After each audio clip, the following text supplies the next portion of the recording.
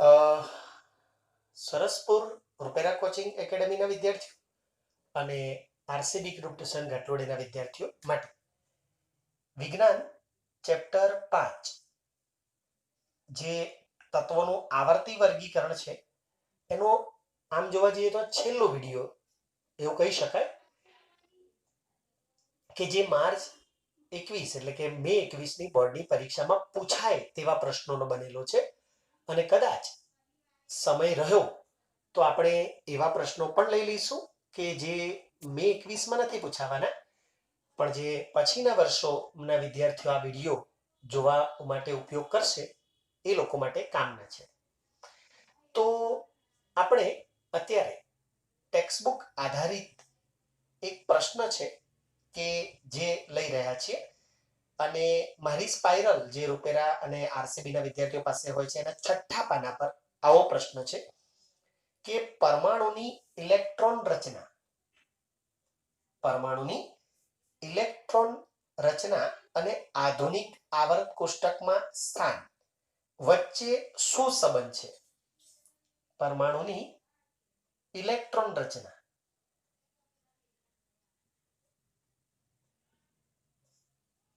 અને આધુનિક આવર્ત કોષ્ટકમાં સ્થાન વચ્ચે શું સંબંધ છે?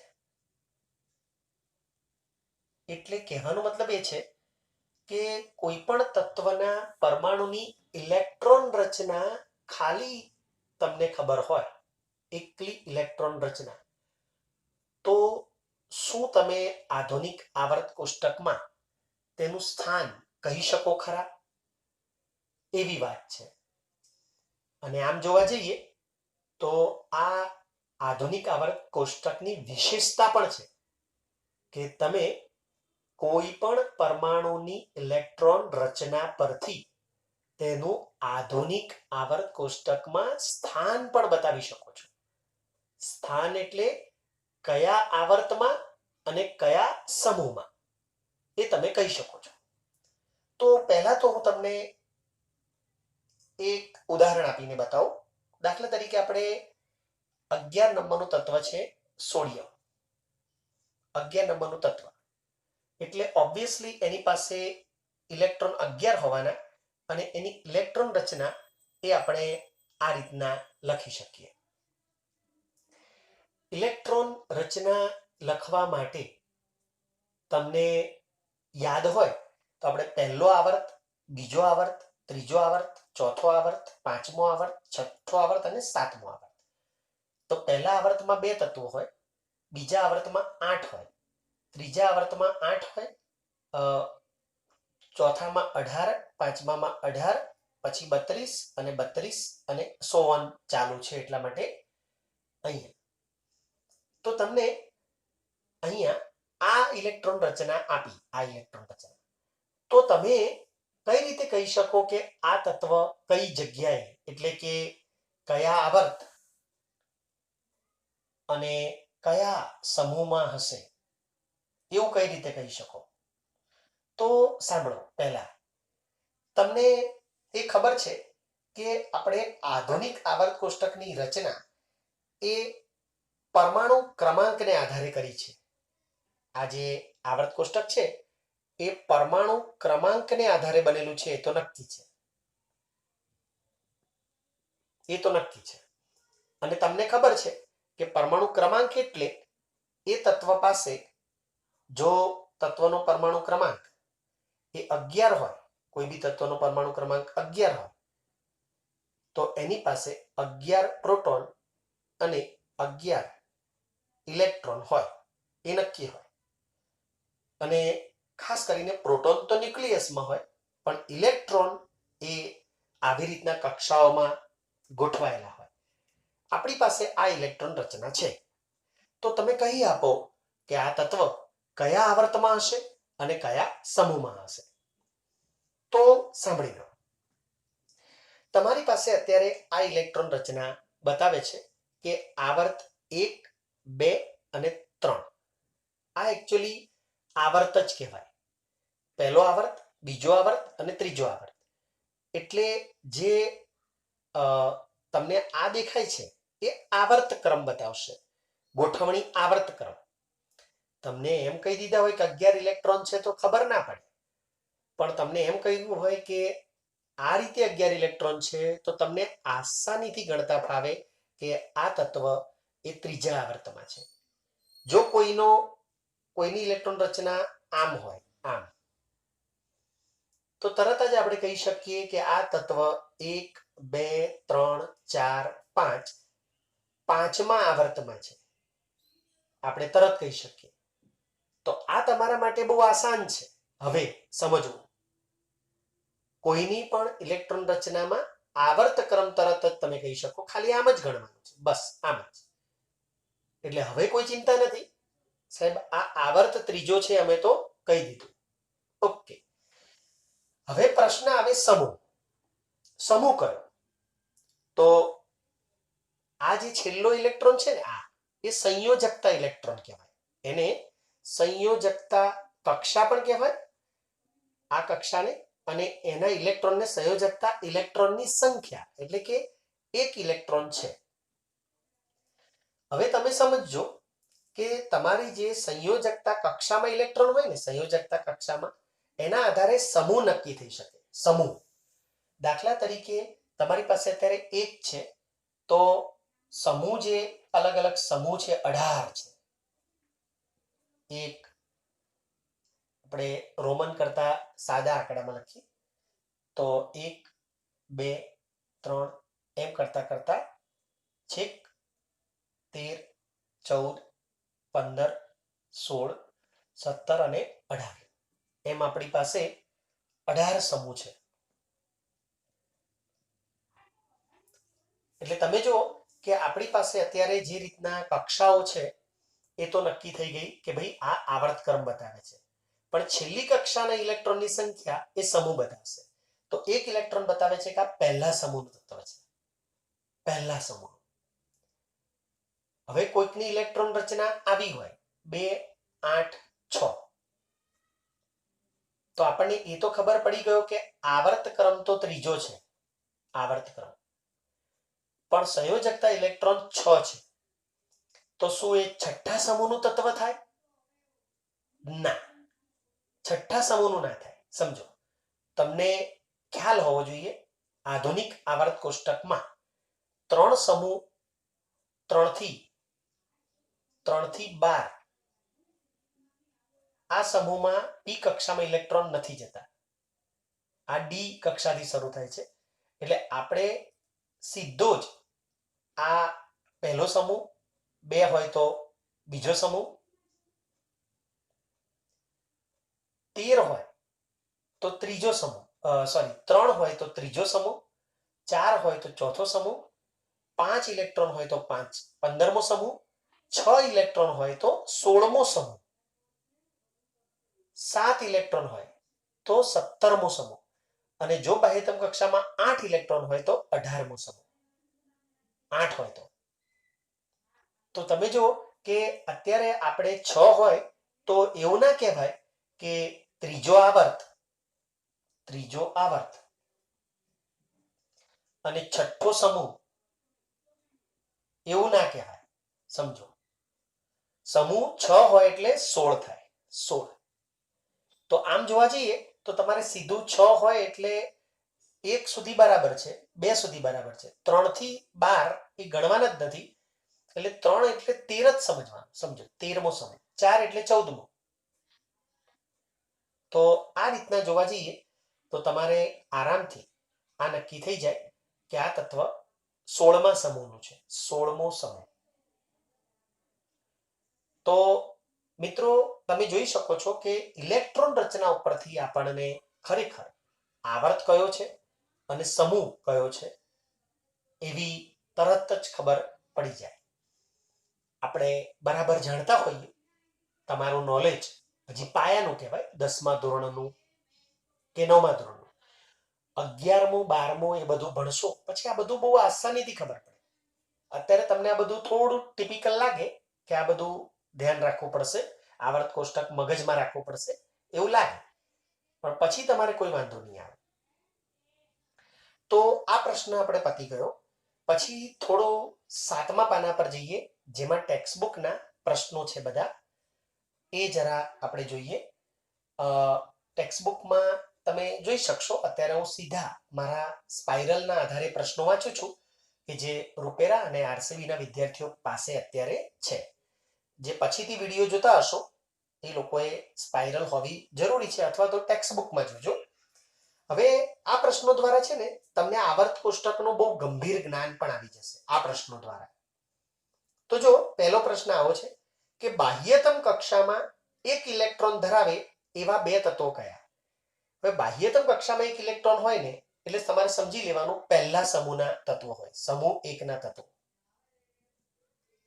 જેમાં હાઇડ્રોજન બી ચાલે. પછી એની નીચે આવે છે લિથિયમ, એની નીચે આવે છે સોડિયમ, એની નીચે આવે છે પોટેશિયમ.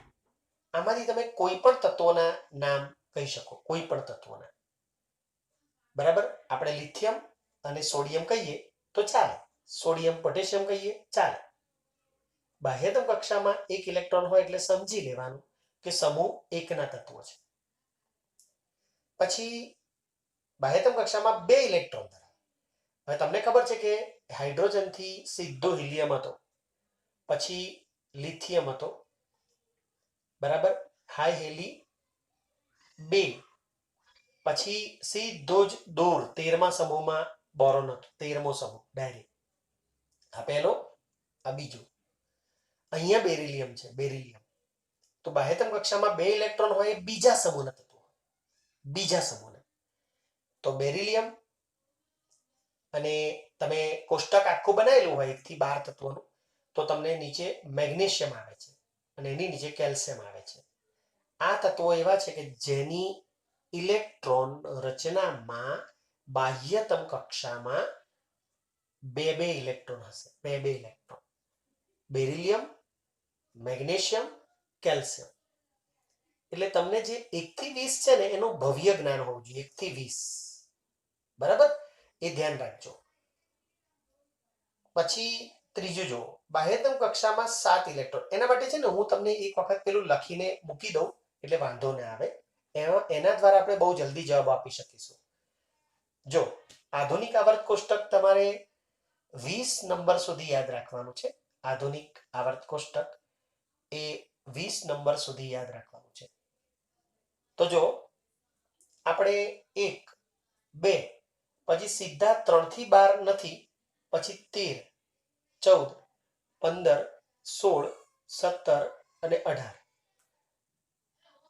હા હે લી 2 બો કા ના ઓ ફ ની સો મે એ સી ફોસ ક્લો આપો કે. આ તમારા 20 તત્વો. આના આધારે તમને છે ને બધું ફટાફટ આવડે, કારણ કે આ એસ કક્ષા છે, આ બે એસ સમૂહ છે, એસ. એમાં કેવળ આ અપવાદ છે, આ તત્વ અપવાદ છે. આ બધું પી સમૂહના તત્વો છે. પી, આ નહીં એકલું, અહીંથી આ બધા પી, જેની છેલ્લી કક્ષા પી હોય, એસપી. અહીં આખો ડી સમૂહ હતો, 3 થી 12 એ ડી સમૂહના તત્વો, જે આપણે કોઈ જ કામના નથી અત્યારે, કોઈ જ કામના નથી.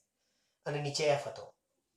હવે જો કે આની બાહ્યતમ કક્ષામાં 1 ઇલેક્ટ્રોન, આની બાહ્યતમ કક્ષામાં 2, આની બાહ્યતમ કક્ષામાં 3, આમાં 4, 5, 6 અને 7 અહીંયા છે, 7 અને અહીંયા 8 હોય.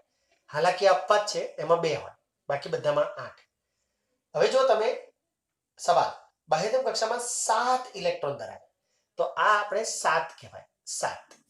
તો એવા ફ્લોરિન, ક્લોરિન, બ્રોમિન, આયોડિન, એની નીચે હેલોજન સમૂહના તત્વો કહેવાય. ફ્લોરિન, ક્લોરિન, બ્રોમિન, આયોડિન, આ લોકોને હેલોજન સમૂહના તત્વો કહેવાય. બરાબર, તો તમારે સવાલનો જવાબ આવડી જાય જો આ તમને પાક્કું યાદ હોય. અને આધુનિક આવર્ત કોષ્ટક આટલું તો પાક્કું જ રાખજો, આટલું. પછી બાહ્યતમ કક્ષા સંપૂર્ણ ભરેલી હોય તેવા તત્વો. જો આ એવા સમૂહના તત્વો છે જેમાં સંપૂર્ણ ભરેલી છે એટલે એનો 0 આપણે 0 બી કહેવાય. જેમ 7 હતો ને પછી 8. તો helium, neon, argon, krypton, xenon, radon એ બધા. આપણે હિલિયમ, નિયોન, આર્ગન સુધી 4. બરાબર, જેની બાહ્યતમ કક્ષા સંપૂર્ણ ભરેલી કહેવાય. પછી આગલા સવાલો ચોપડીમાં પણ છે અને અહીંયા પણ આપણે લઈએ છીએ કે નીચેની માહિતી પરથી તત્વનું નામ આપો. જો આ તમારે બધા અઘરા પ્રશ્નો કહેવાય. આ તમે સરસ જાણતા હોય તો તમને વાંધો નહીં આવે. તો જો બે કક્ષાઓ છે જેમાં બીજી કક્ષામાં પ્રથમ કક્ષા કરતા બમણા ઇલેક્ટ્રોન છે. હવે તમને બધાને ખબર છે કે પહેલી કક્ષામાં હંમેશા 2 ઇલેક્ટ્રોન હોય, કાયમ 2, અને બીજીમાં આના કરતા ડબલ એટલે 4 છે. આટલું નક્કી. હવે આ ઇલેક્ટ્રોન રચના એ કયા સમૂહ કયા નંબરનું તત્વ હોય? તો 2 ને 4 6 નંબરનું તત્વ. 1 2 3 4 5 6. તો આ કાર્બન હોવું જોઈએ. અથવા બીજો આવર્ત અને ચોથો એટલે 14મો સમૂહ. તો બીજો આવર્ત, આ પહેલો આવર્ત, આ બીજો આવર્ત, આ ત્રીજો આવર્ત, આ ચોથો. બીજો આવર્ત અને 14મો સમૂહ એટલે કાર્બન તત્વ હોવું જોઈએ. આગલી વાત છે, 3 કક્ષાઓ છે અને બાહ્યતમ કક્ષામાં 2 ઇલેક્ટ્રોન છે. હવે 3 કક્ષા હોય એટલે પહેલામાં 2 હોવાના, બીજીમાં 8 હોવાના અને છેલ્લી કક્ષામાં 2. તમને એમ થાય કે પહેલીમાં 2 જ કેમ? તો જો 1 અને 2. બીજીમાં 8 કેમ? તો જો 1 2 3 4 5 6 7 8. બીજીમાં 8 જ હોય. જેમ જેમ આગળ વધો એમ એક ઇલેક્ટ્રોન વધતો જાય. એટલે બીજો આવર્તમાં 8 ઇલેક્ટ્રોન જ આવે અને ત્રીજા આવર્તમાં 2. તો પહેલા તો આનો ક્રમ કયો હોય? 2 ને 8 10 ને 2 12 નંબરનું તત્વ હોય. 12. 1 2 3 4 5 6 7 8 9 10 11 અને 12. તો આ તત્વ મેગ્નેશિયમ હોવું જોઈએ. તો તમે જો કે તમને ઇલેક્ટ્રોન રચના ખબર હોય તો તત્વોનું આવર્ત કોષ્ટકમાં સ્થાન પણ ખબર પડી જાય, તત્વનો પરમાણુ ક્રમાંક પણ ખબર પડી જાય અને છેવટે તત્વનું નામ પણ ખબર પડી જાય. પછી ત્રીજો સવાલ છે, આવર્ત કોષ્ટકમાં બીજા આવર્ત અને 17મા સમૂહમાં કયું તત્વ આવેલું છે? જો બીજો આવર્ત અને 17મો સમૂહ, તો એમાં ફ્લોરિન તત્વ છે. બીજો આવર્ત અને 17મો સમૂહ, તો એમાં ફ્લોરિન છે. જેની ઇલેક્ટ્રોન રચના 2 આવર્ત 17મો એટલે 7. યાદ રાખજો 17 ના લખતા, 17 એટલે 7 ગણવાનું, 2 7 હોય. તે તત્વ ફ્લોરિન કહેવાય. આગલો સવાલ, ત્રીજા આવર્તનું પ્રથમ તત્વ. ત્રીજા આવર્તનું પ્રથમ તત્વ તો સોડિયમ. તો સોડિયમ. ત્રીજો આવર્ત એટલે 2 8 અને પહેલું તત્વ 1 હોય તો સોડિયમ થાય. તમે જોઈ શકો છો કેટલી સરસ રીતે આપણે આટલું યાદ હોય તો કંઈ જ વાંધો આવે નહીં. એના પછીના સવાલો આપણે જોઈએ વારાફરતી. પહેલો સવાલ જે છે, પહેલો સવાલ એ જોઈએ કે એક પરમાણુની ઇલેક્ટ્રોન રચના 2 8 2 છે. 2 8 2. બરાબર.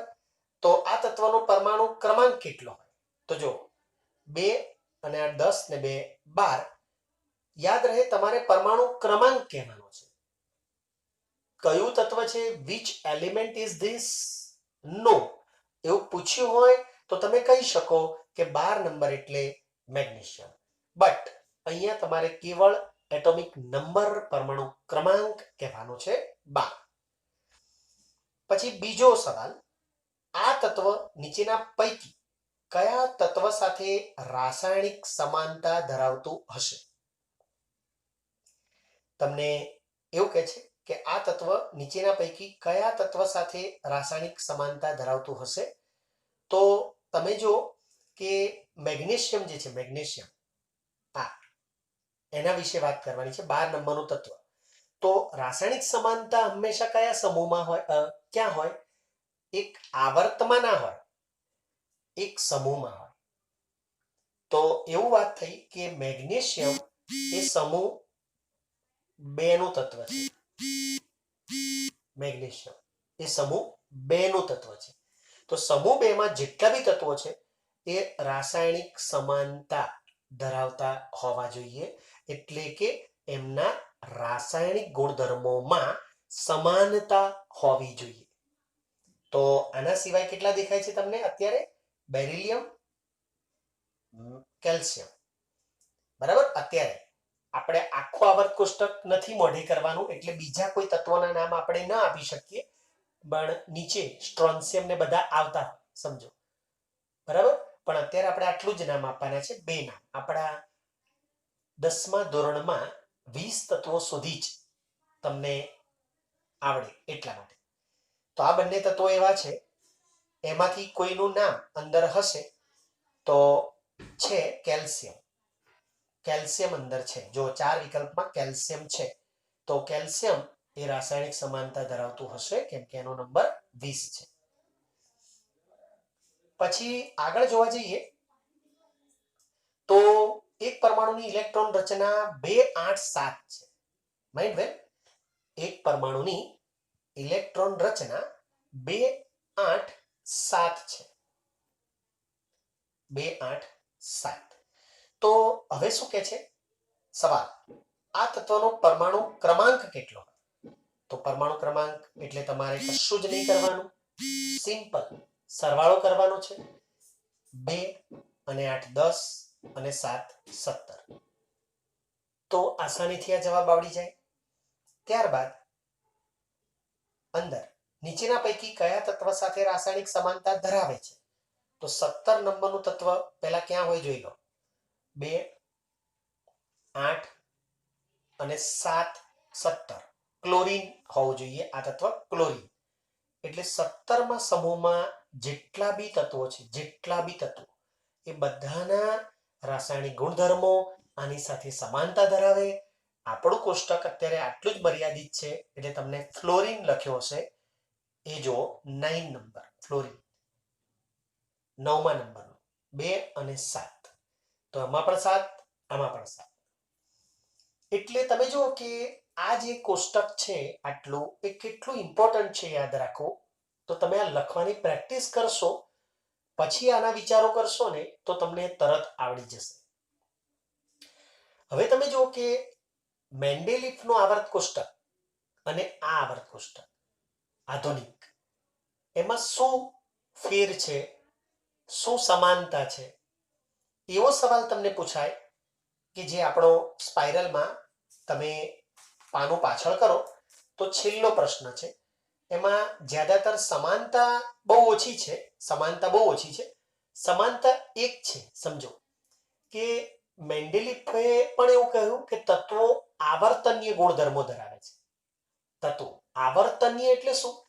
કે અમુક ચોક્કસ અંતરાલ પછી એના ગુણધર્મોમાં રિપીટેશન. તો ઇટ વોઝ ગ્રેટ ફાઇન્ડિંગ. સમજો, જોરદાર વસ્તુ કહેવાય, જેવી તેવી વાત ના કહેવાય. પણ એણે જે આધાર કર્યો મેન્ડેલિફે, એ પરમાણુ દળાંક કરતો. પરમાણુ દળાંક એ એની ભૂલ હતી. બરાબર. એને પણ તત્વોને આવર્ત અને સમૂહમાં ગોઠવે, એ પણ બહુ સારી વાત કહેવાય. એટલે સમાનતા 2 છે કે તત્વોના ગુણધર્મો આવર્તનીય છે એવું કહેનાર બંને જણા હતા, અને બીજું કે તત્વોને આવર્ત અને સમૂહમાં વહેંચવામાં આવ્યા બંને જણે. મોસ્ટલી ગણો જે આધુનિક આવર્ત કોષ્ટકનો રચયિતા, આમ તો એવું નથી એકલાએ, ઘણા બધા ભેગા થઈને બનાવ્યું છે, પણ એ મુખ્ય હતું. અને મેન્ડેલિફ હી વોઝ અલોન, એકલો હતો. એને પણ આવર્ત અને સમૂહમાં જ વહેંચ્યા. તો ફેર શું હતો?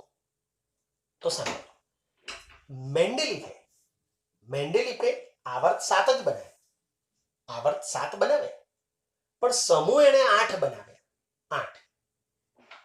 જ્યારે આધુનિક આવર્ત કોષ્ટક એમાં આવર્ત 7 છે પણ સમૂહ 18 છે. 18 એટલે એ ફેર ચોક્કસ કહેવાય.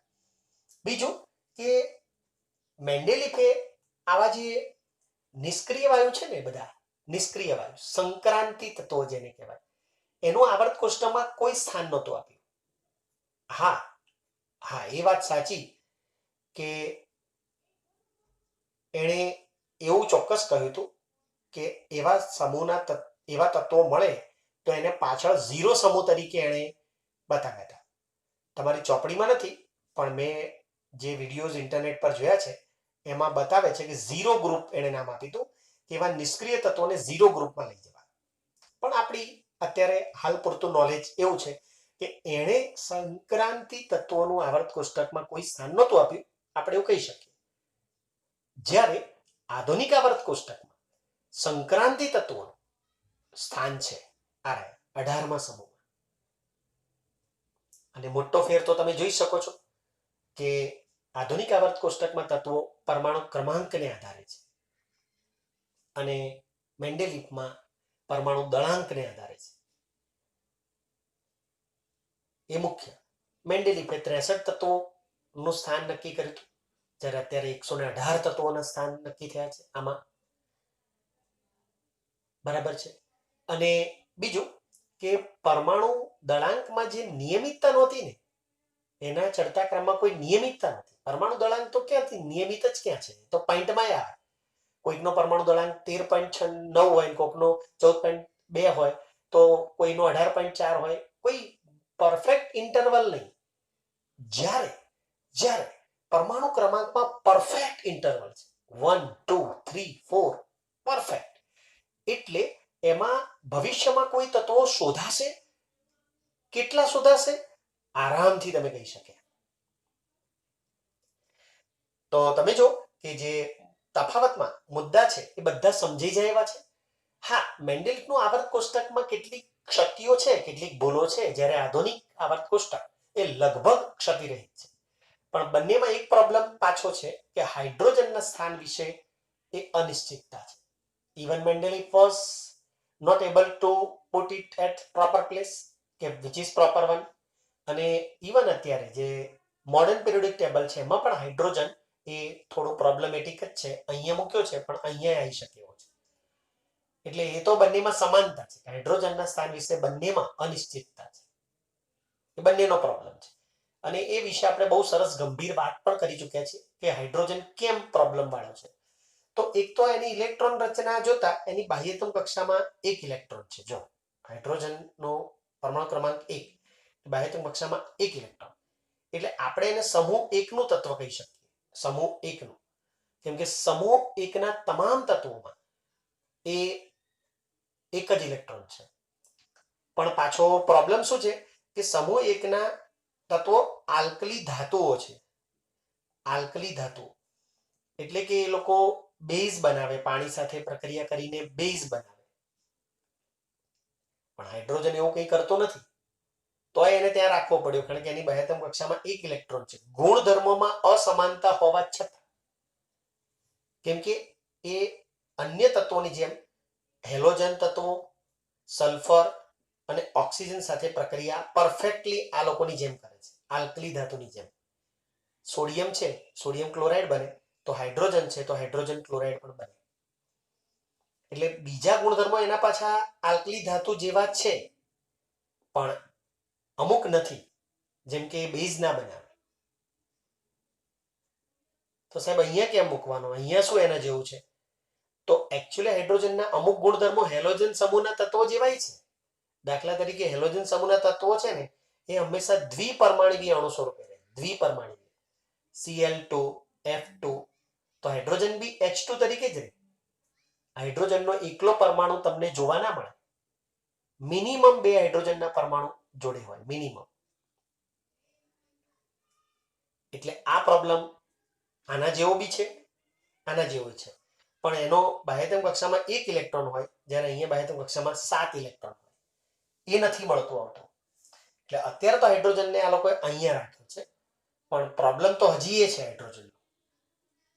તો એ સવાલ બી મેં તમને ચલાવી આપ્યો અને આપણે જે મેન્ડેલિફનું આવર્ત કોષ્ટક હતું એના ગુણધર્મોમાં આવર્તનીયતા જોવા નથી મળતી અને આમાં આવર્તનીયતા જોવા મળે છે. શું છે આવર્તનીયતા? એ માટે તમારે આ જે કોષ્ટક છે ને એના ગુણધર્મો વિશે સમજવું પડે અને ગુણધર્મો વિશે સમજણ એ તમારા મે 21 ના પેપરના કોર્સમાં નથી, અત્યારે નથી. એટલે અત્યાર પૂરતી હું આ વસ્તુને રવિવાર સુધી જવા દઉં છું અને આપણા સ્પાઇરલમાં અને ચોપડીમાં જેટલા પ્રશ્નો તમારા કોર્સમાં છે એ પૂરા થયા છે આ વિડીયો સુધીમાં. રવિવારે હું પરમાણુના ગુણધર્મો, જે આવર્તનીયતા શબ્દો છે ને એ કયા ગુણધર્મો કે જેમાં શું આવર્તનીયતા છે એ વાત કરવાનો છું. તો અહીંયા આજનો વિડીયો આપણે સમાપ્ત કરીએ છીએ, પણ જે વિદ્યાર્થીઓ જોડાયેલા છે એ રહેજો, હું એમની સાથે ડિસ્કસ કરીશ.